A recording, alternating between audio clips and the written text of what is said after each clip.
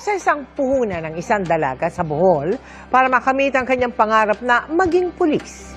At sa kanyang pagbisita sa inauguration ceremony ng GMA Kapuso Foundation sa Ubay sa Bohol, hatid niya ay pag-asa para sa mga mag-aaral na patuloy na nagsusumikap. Taong 2022 nang mag-viral ang video ni Angel na kumakanta sa videoke.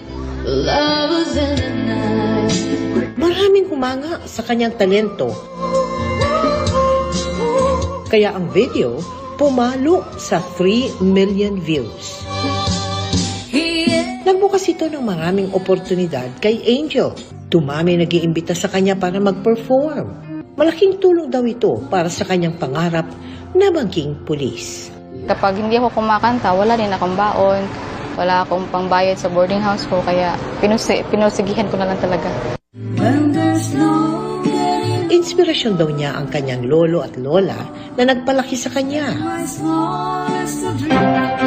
Sa inauguration ceremony ng Kapuso Classrooms ng GMA Kapuso Foundation sa Ubay sa Bohol, nakisaya rin si Angel. Todo hataw rin ang mga guro sa kanilang performance.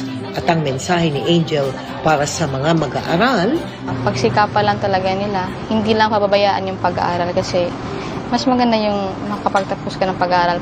ngayong taon, 4 na Kapuso Classrooms ang ating ipinatayo para sa mga nasalanta ng Bagyong Odette. Dagdag yan sa 19 na Kapuso Classrooms na ipinatayo noong 2016 para naman sa mga nasalanta ng lindol sa Bohol. Bilang suporta para sa pangarap ng kabataan, magpapatayo rin tayo ng silid-aralan para sa mga naapektuhan ng lindol sa Cebu at Davao. At sa mga nais makiisa sa aming mga projects,